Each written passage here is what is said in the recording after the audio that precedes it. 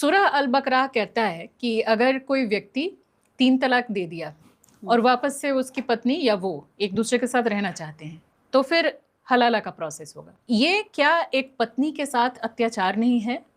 Madam, अगर तुम इस आयत को अच्छे से समझ ली होती तो ये सवाल नहीं करती।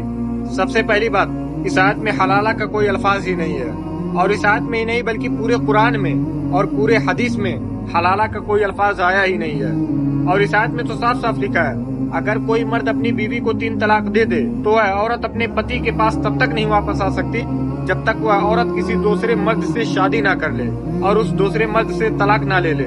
लेकिन उस निकाह में कोई शर्त नहीं होनी चाहिए कि तुम मुझसे एक रात के लिए निकाह करो फिर अगले दिन मुझे तलाक दे देना क्योंकि मुझे पहले वाले पति के पास वापस लौट के जाना है। ऐसा शर्त नहीं होना चाहिए। हाँ, इन फ्यूचर अगर उन दोनों में कोई लड़ाई हो गई या फिर किसी वजह से उन दोनों में तलाक हो गया या फिर उस दूसरे पति की डेथ हो गई तो वह औरत अपने पहले वाले पति के पास वापस आ सकती है।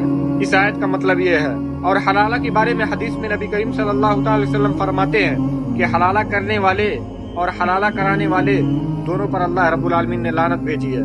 तो मैडम, अगर किसी मुसलमान से सवाल करना हो हदीस या कुरान से तो पहले उसको समझ लो, उसके बाद तुम उससे सवाल करो। अपनी तरफ से कोई मनगढ़ंत कहानी बना करके इस्लाम को बदनाम करने के लिए सवाल ना करो।